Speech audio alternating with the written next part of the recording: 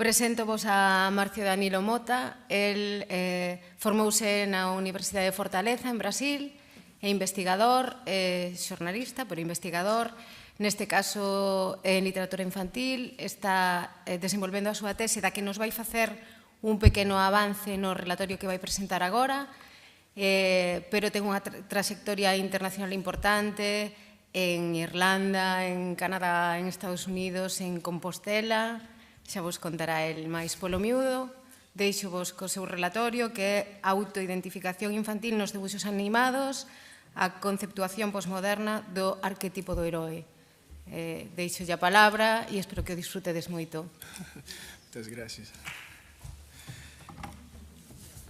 Bueno, bom dia. Tentar falar um pouco mais devagar, um pouco mais moderado, apesar de saber que português não vai ser um problema, o entendimento da língua. Mas, em todo caso, vou tentar segurar um pouco o entusiasmo e essa alegria de estar aqui.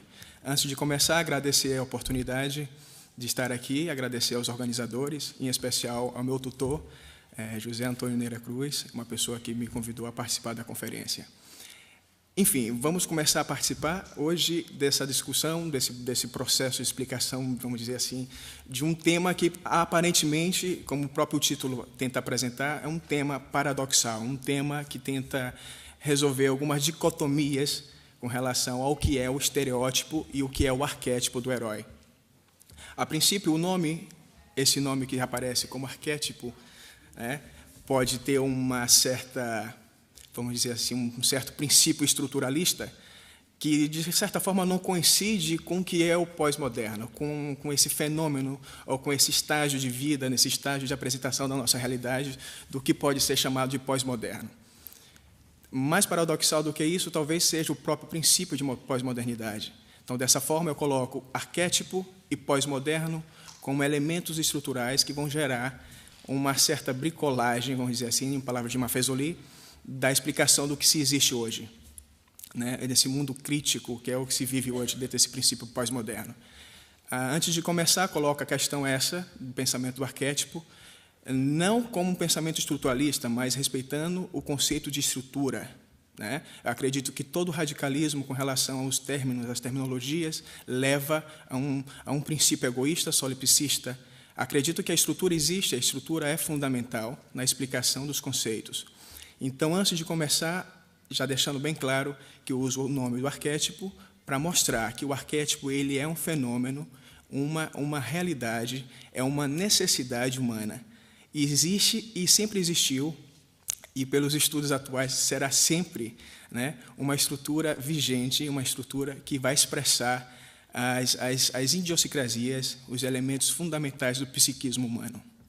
Então, o arquétipo do herói ele é, a princípio, um elemento de expressão, uma expressão de uma necessidade do ser humano com o seu entorno, uma expressão com relação a si mesmo, sobretudo. Então, o homem primitivo, assim como o homem moderno, sempre buscou elementos que concretizassem e condensassem a sua existência, a sua questão existencial, os fenômenos da natureza.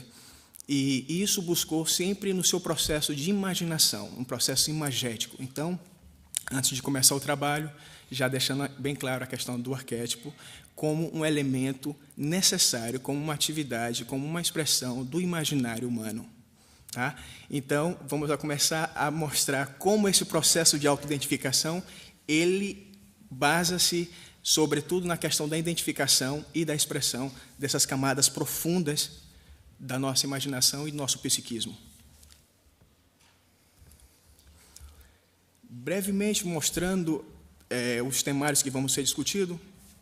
Não sei se está claro, se dá para ver, com letras pequenas, mas eu traduzo em voz.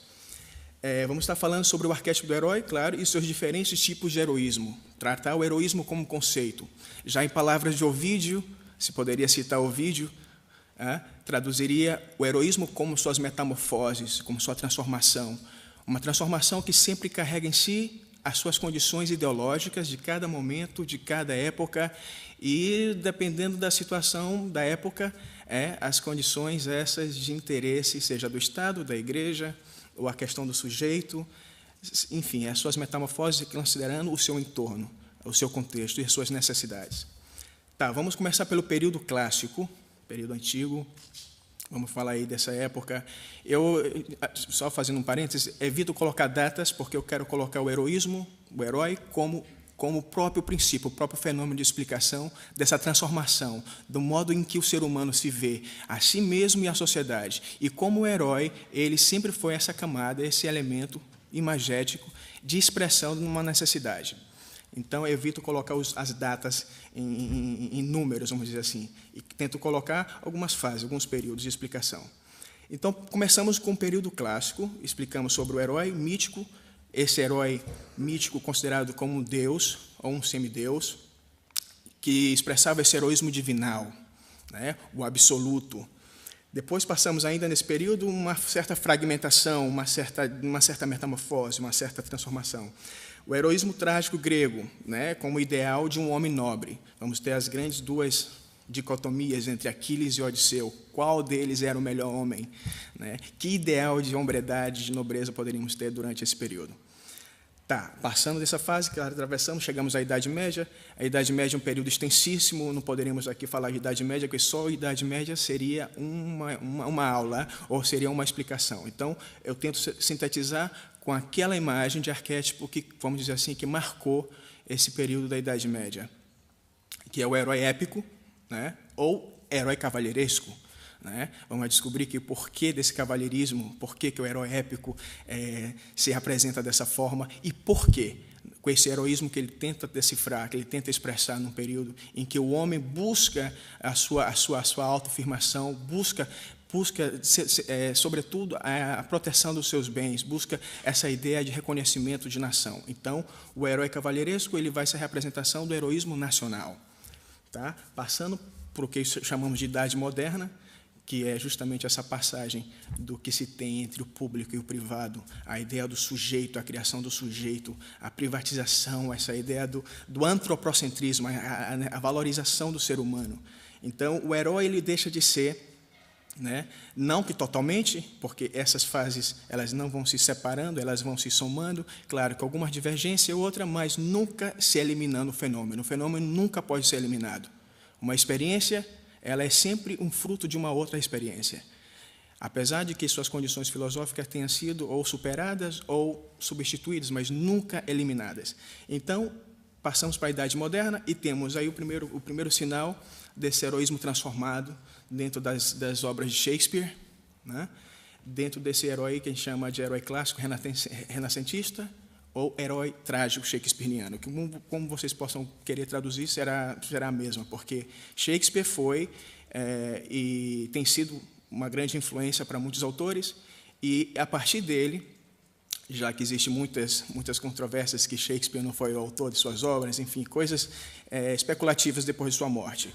Mas, enfim, o que se pode saber é que, a partir das suas obras, se existe um princípio de transformação, em que o herói deixa de ser esse herói nacional, um herói em busca coletiva, e passa a ser o herói dramático, o herói de si mesmo, o herói melancólico que tenta sofrer, que sofre, e que, ainda que descubra que existe uma autodeterminação, em que o destino destina, mas que o ser humano, o sujeito, ele contribui para isso, e fatalmente terá um fim trágico. Então, existe uma controvérsia muito grande nas obras de Shakespeare por isso, porque ele joga com a questão do livre-arbítrio, né? Joga com o livre-arbítrio, mas que a condição do ser humano é a condição trágica, infalível da morte.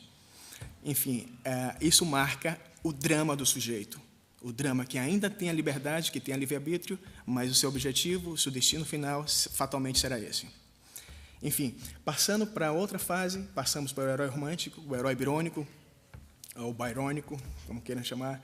Ele já trabalha a questão do idealismo, né? Já trabalha a questão do ideal que a sociedade tenta impor, né?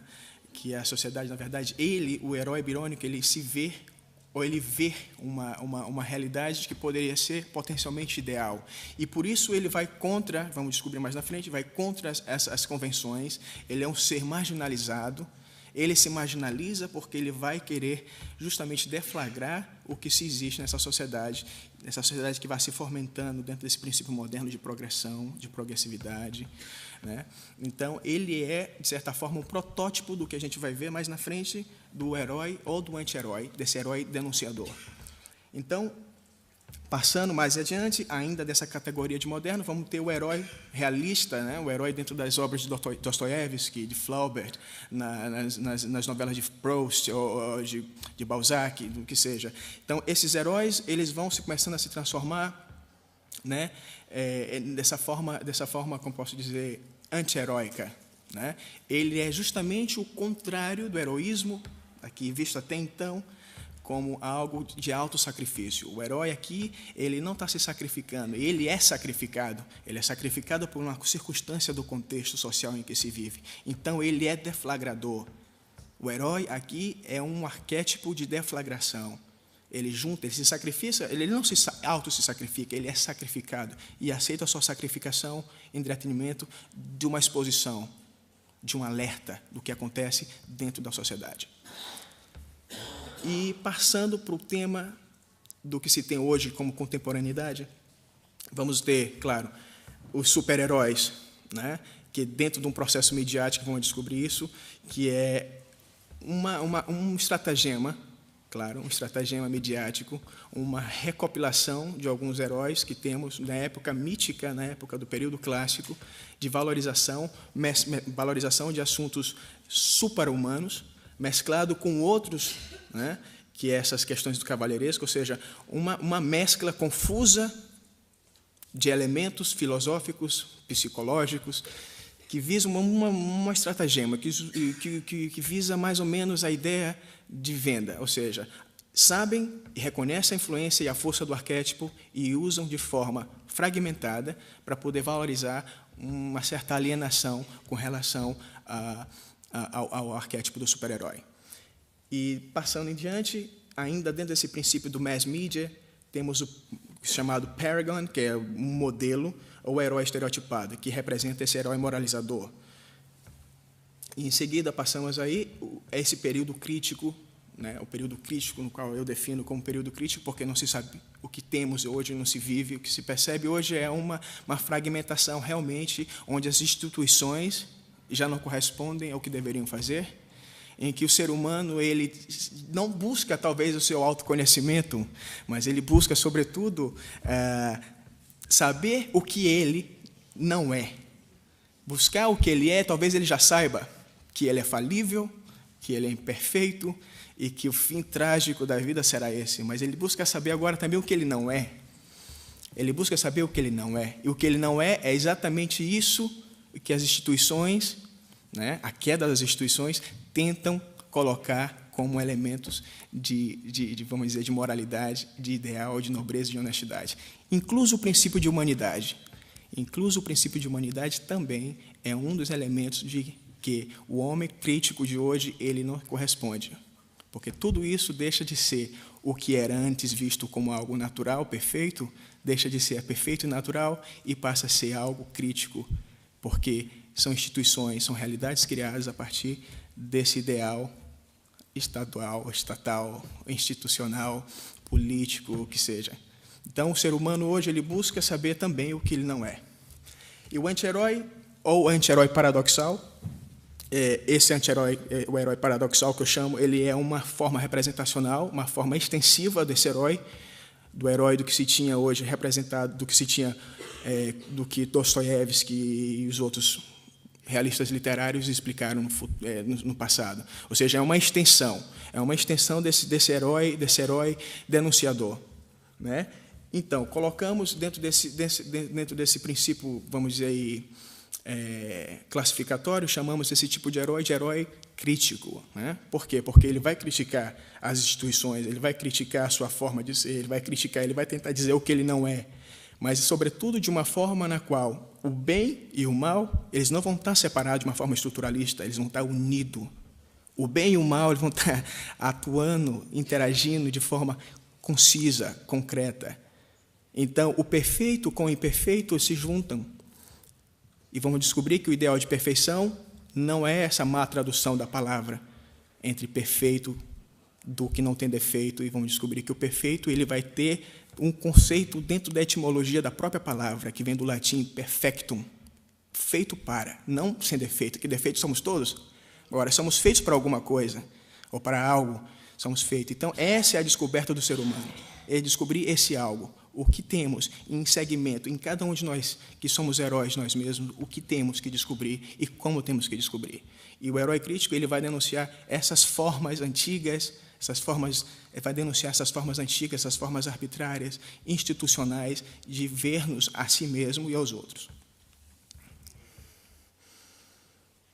Tá, coloco alguns exemplos aqui do que os filmes que vamos analisar, dos desenhos aqui que vamos analisar.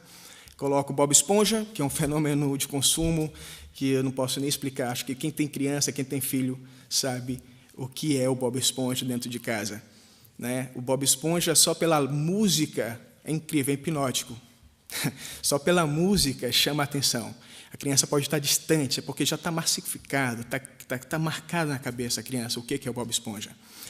Temos também o Finn, né? Eu coloquei em inglês porque, enfim, tem uma certa mistura de inglês com português, porque é um trabalho já vindo de outras apresentações também. Então, eu coloco o Finn e o Jake, que fazem parte do Hora de Aventura, apresentado, creio que no Vueling, ou aqui em Espanha, no Vueling, no canal de entretenimento infantil, e vamos falar disso separadamente, vai falar desse herói que vai tentar identificar-se com o próprio conceito de heroísmo. Vamos explicar sobre o Batman do futuro, que é tentar mostrar como os antigos, os paragons, que eu acabei de falar, dos modelos pré-fabricados, eles estão tentando buscar essa nova forma de contato com o público. Como eles estão buscando essa forma, essa nova metamorfose para poder encaixar-se dentro do mercado. Porque já se descobriu que a fórmula que existia, vindo até hoje, já não se adequa à forma crítica que tem das crianças. As crianças estão produzindo uma forma crítica, a forma de interação com os próprios conceitos de mídia. As mídias e o contexto geral em que se vive têm formulado um novo conceito de infância. Então, o Batman ele é uma representação, o Batman do futuro. Tá?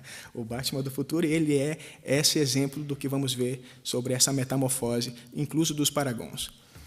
E temos o Agalha, que é um cachorro que tem medo de tudo, um cãozinho muito medroso e, de qualquer forma, ainda consegue resolver seus problemas. Ou seja, ele vai denunciar uma forma de heroísmo, o próprio conceito de heroísmo, que também vamos ver mais na frente.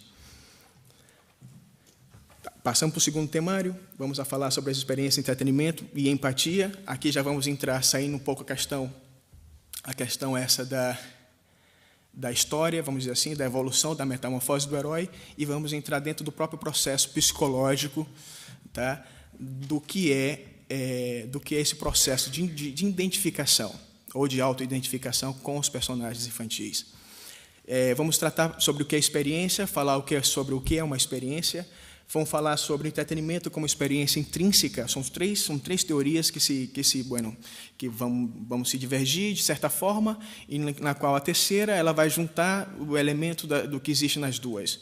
Ou seja, como eu falei antes, uma experiência ela nunca se dissipa, ela sempre se soma ou se multiplica, depende da qualidade de comunicação entre as experiências. O que acontece é que vamos falar sobre essa experiência sobre o ponto de vista intrínseco, né, intrinsecamente motivada, muito rapidamente, e falar sobre o entretenimento como experiência objetivamente motivada. Aí, uma dicotomia, né? Fora, dentro, dentro, fora, enfim. A terceira é a qual a gente vai usar para poder validar, vamos dizer assim, a nossa explicação do que é a motivação do entretenimento como experiência, que é o modelo integrado da experiência de entretenimento, ou modelo de experiência de entretenimento de ficção. Tá? Vai tratar os dois elementos, tanto intrínseco como extrínseco. No terceiro ponto, vamos falar sobre essa identificação infantil nos desenhos animados. Vamos falar de duas questões importantes, que é a empatia e a imaginação, mesclado com o modelo esse que acabamos de escolher. E, em quarto, a autoidentificação infantil com esse anti-herói. Né? Vamos ter Bob Esponja como uma crítica de si mesmo, vamos ter Batman do futuro, crítica de autoidentidade, vamos ter o Finn, The Human, Jake the Dog, perdão, falando em inglês, e como crítica moral, né? Como eles vão denunciar a moralidade do que é ser humano. O Bart Simpson eu coloquei aqui, mas eu eliminei nas apresentações, porque, enfim, ia gerar uma discussão mais extensa. Então, eu eliminei. Eu coloco aqui, mas não vamos a ter. E coloco a Galhas, que é esse cachorro medroso que eu acabei de comentar a vocês, como crítica do próprio conceito de heroísmo. Bem, basicamente é isso que eu tinha falado para vocês com relação à antiguidade, um princípio das influências clássicas na formação desse herói poderoso, Deus, o absoluto do herói mítico, né? Que Hesíodo foi a primeira pessoa, ou a pessoa, ao ser, a pessoa que tivemos contato sobre a participação desses deuses heróicos, né? Desses deuses perfeitos, vamos dizer assim, como ditadores da benevolência, da moral e do absoluto, né? Hesíodo também ele vai separar o homem, as idades, as fases do homem, em classificar em 5 fases: na idade de ouro, na idade de prata, na idade de bronze, na idade heróica e a idade de ferro. Dando conta que a idade heróica, dentro das obras de Hesíodo, vai ser a única fase em que o homem não sofreu degradação. A única frase do homem dentro do conceito de humanidade em que o homem não sofreu degradação. Não sofreu degradação por quê? Porque sempre tivemos o quê? Os heróis. Então, os heróis morriam e sofriam as degradações pelos humanos. Então, tem um princípio já de alienação, de separação do ser com o objeto. Então, como eu falei antes, a questão de Aquiles versus Odisseu, quem era melhor homem, como esse heroísmo dentro do nível mais metamorfósico, vamos dizer, mais decadente, que é o herói que é o ser humano que reconhece o seu falho, embora muitas obras que a gente conheça sobre esse herói trágico grego, ele é quase que perfeito, falta, creio que 1% para ser perfeito, e esse 1% é sempre esse falho trágico, né? O tragic flaw, que eu quero dizer. Então, esse traço de falho, essa imperfeição do ser humano, faz com que, dentro da época clássica, dentro desse período antigo, se acredite que, por causa desse único falho, o ser humano ainda possa alcançar o ideal, a ideia, o protótipo de perfeição. Então, se vive no período clássico a ideia de que o homem não é perfeito, mas que pode ser perfeito, e que há que sofrer, e há que seguir determinados pontos de vista e parâmetros, e há que ter certa conduta de hombridade, de força, vamos dizer, muitas das vezes de violência. E isso foi baseado, e a nossa estrutura ocidental ela é baseada dentro desse contexto do homem, do bravo, do herói, do capaz de fazer qualquer coisa, do corajoso, como Aquiles era. Não? Mas esse era o conceito de hombridade, de heroísmo, baseado dentro da ação, dentro do princípio ativo da ação, em que o herói ele tinha que praticar a ação. Já o conceito de Aquiles, e está isso oposto para Sócrates, dentro de Rápias, vai dizer que entre Aquiles e Odisseu era o melhor homem, ainda que tenha tido seus problemas trágicos, que tenha tido sua tragédia, sua forma, mas ainda assim conseguiu proponer e alargar a sua jornada de volta a casa, né? E não seguiu esse protótipo de violência que foi Aquiles. Bem, de acordo com Joel Schmidt, nesse período do heroísmo nobre, na qual existiu esse culto do herói, para ele, um herói ele corresponde à chamada do herói na mitologia, a todo personagem que exerceu sobre os homens e sobre os acontecimentos uma determinada influência, que lutou com tanta bravura ou realizou feitos de uma tal temeridade que se elevou acima dos seus semelhantes, os mortais, e que, por ousar aproximar-se aos deuses, merecendo assim, depois da morte, uma veneração e um culto particular. Então, temos aí o herói como um herói na busca da sua perfeição, o herói que busca a perfeição e que busca sacrificar-se para alcançar essa perfeição, custa o que custar.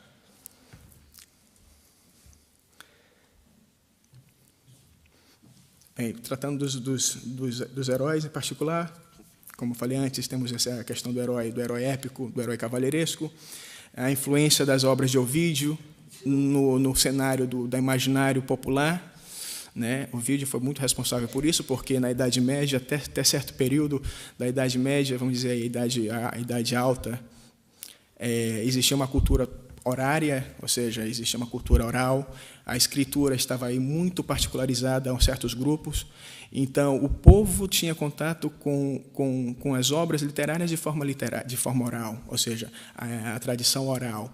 E as pessoas, nessa época, tinham o ideal de liberdade, de bravura e de conhecimento através dessa estrutura do herói, do cavaleiro, né, do que se tinha.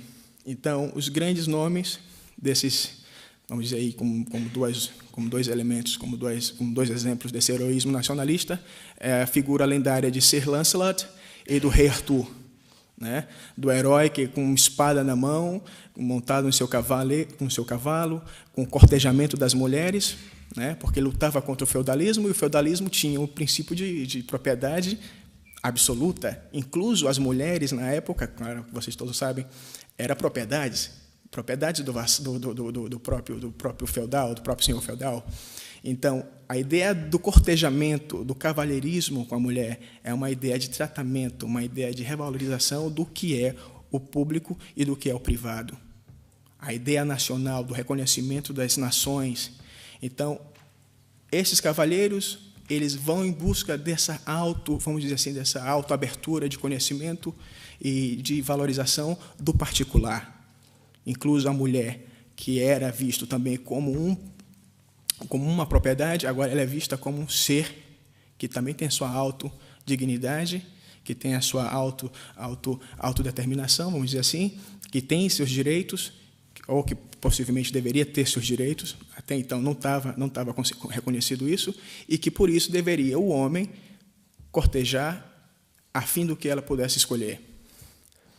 Então, essa aqui é uma forma, talvez a mais conhecida dentro do imaginário popular, dentro do imaginário épico de herói, né? O herói cavalheiresco.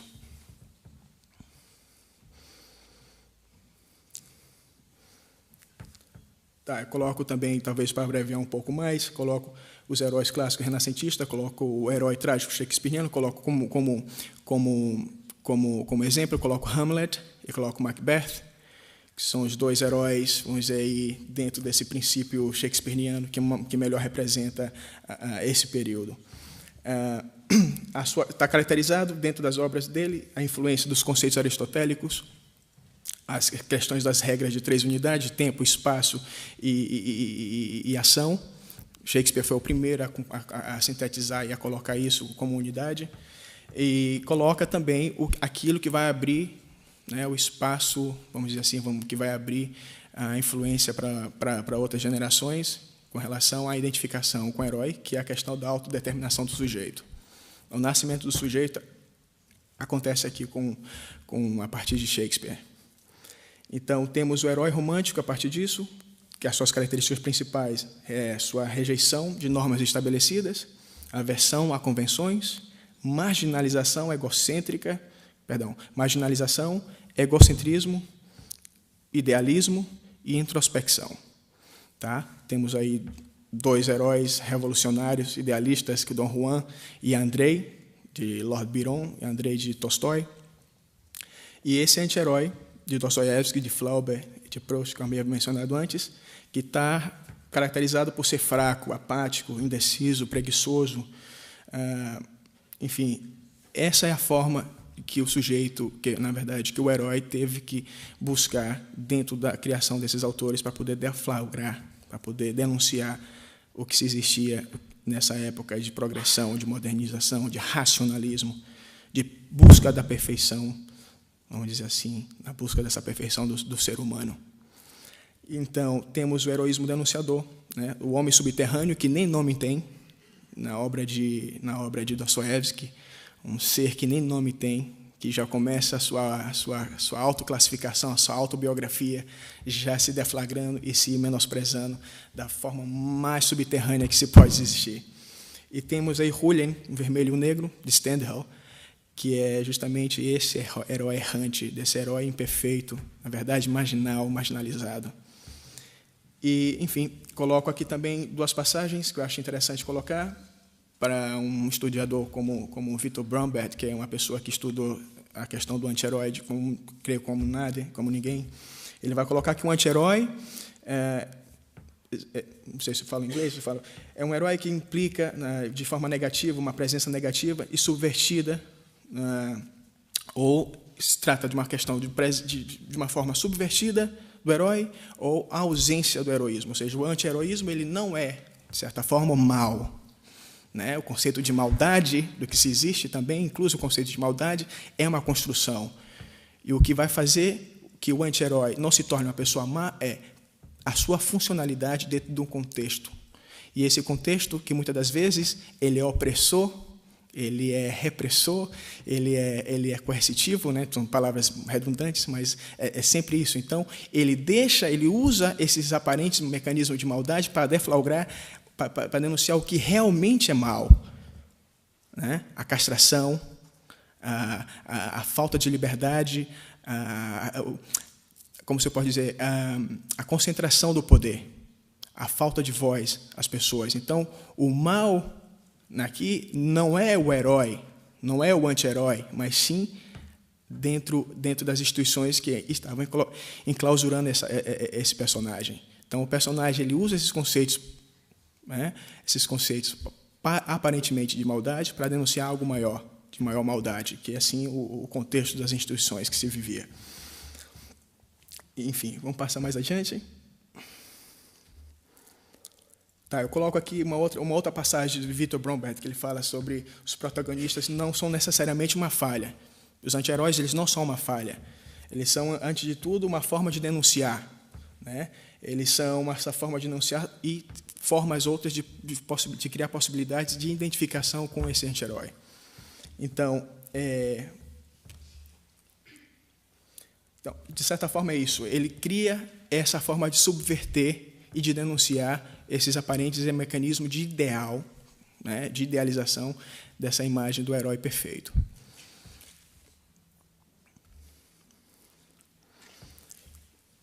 Tá, coloco aqui um exemplo sobre os heróis, desses heróis midiáticos, vamos dizer assim, os heróis midiáticos.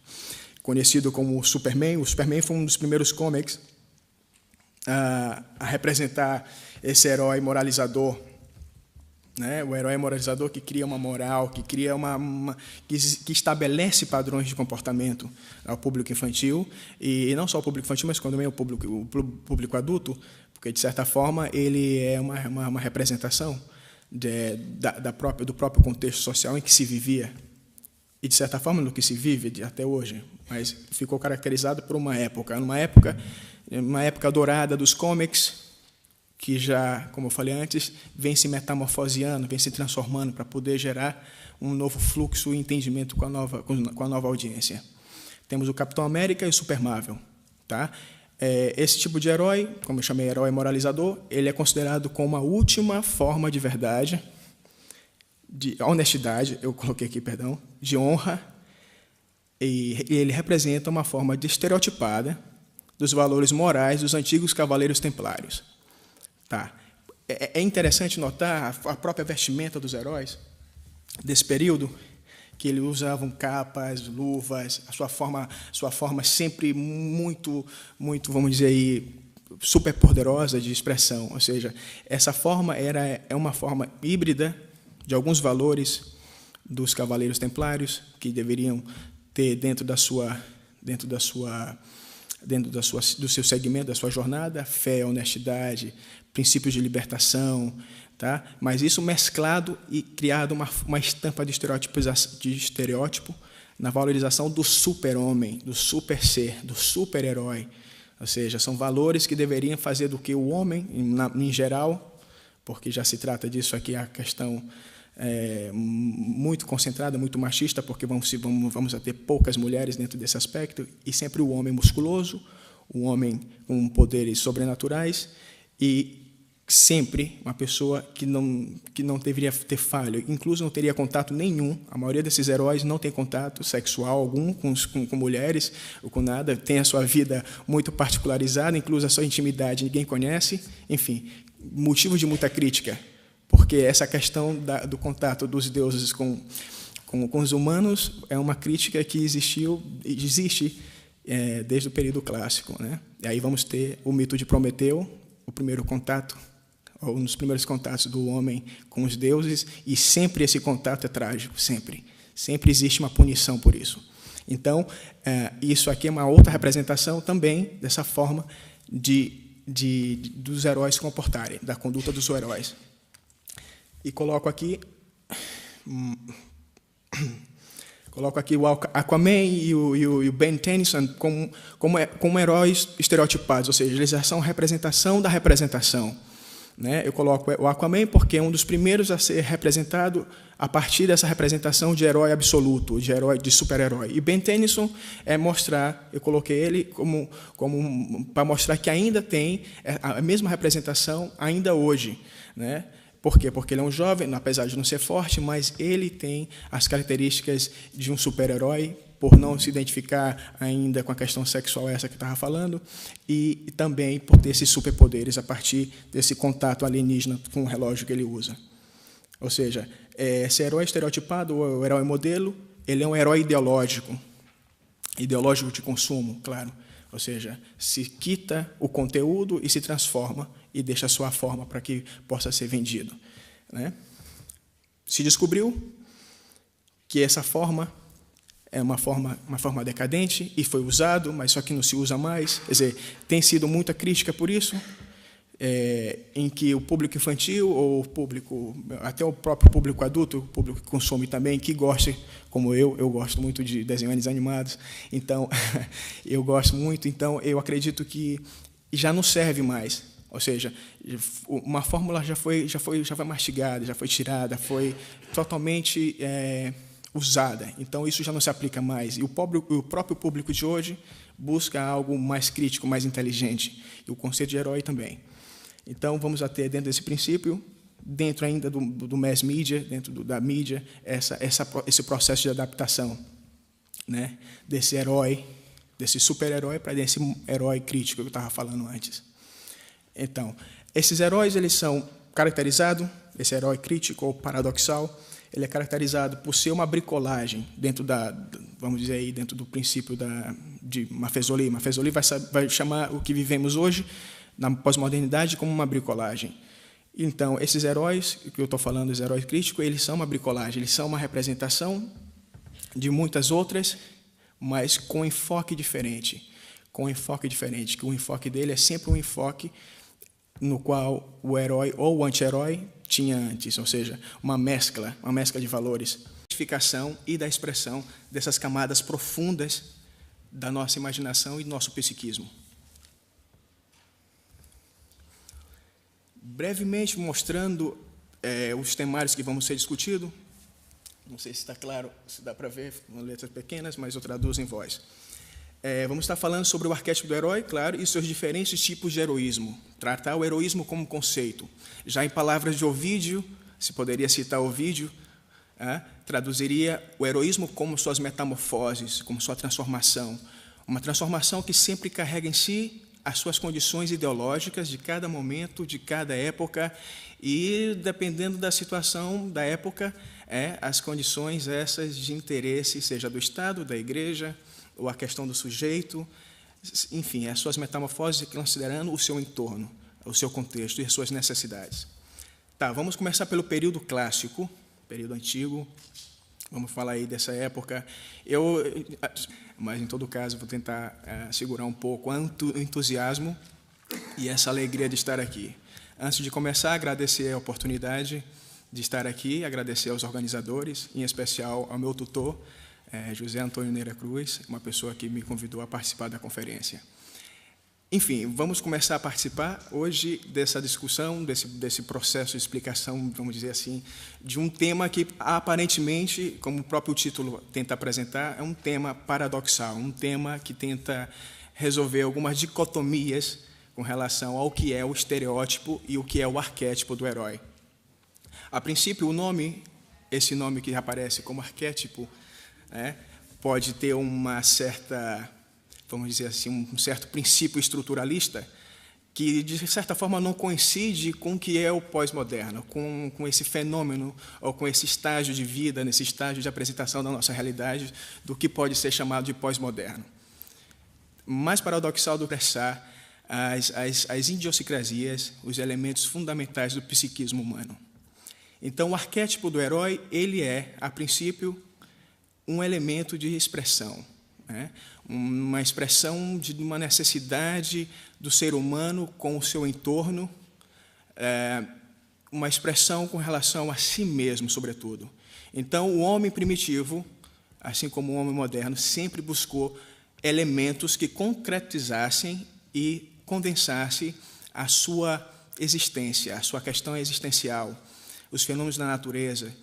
E isso buscou sempre no seu processo de imaginação, um processo imagético. Então, antes de começar o trabalho, já deixando bem claro a questão do arquétipo, como um elemento necessário, como uma atividade, como uma expressão do imaginário humano. Tá?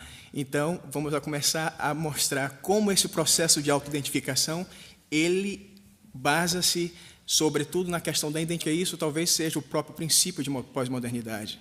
Então, dessa forma, eu coloco arquétipo e pós-moderno como elementos estruturais que vão gerar uma certa bricolagem, vamos dizer assim, em palavras de Maffesoli, da explicação do que se existe hoje, né? Desse mundo crítico, que é o que se vive hoje dentro desse princípio pós-moderno. Antes de começar, coloco a questão essa, do pensamento do arquétipo, não como um pensamento estruturalista, mas respeitando o conceito de estrutura, né? Eu acredito que todo radicalismo com relação aos términos, às terminologias, leva a um princípio egoísta, solipsista. Acredito que a estrutura existe, a estrutura é fundamental na explicação dos conceitos.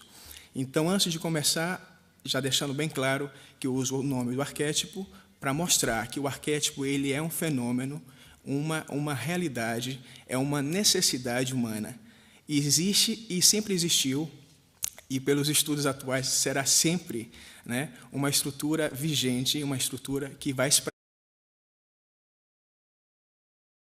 Presento-vos a Marcio Danilo Mota. El formouse na Universidade de Fortaleza, en Brasil, é investigador, xornalista, pero investigador, neste caso en literatura infantil, está desenvolvendo a súa tese da que nos vai facer un pequeno avance no relatorio que vai presentar agora, pero ten unha trayectoria internacional importante en Irlanda, en Canadá, en Estados Unidos, en Compostela.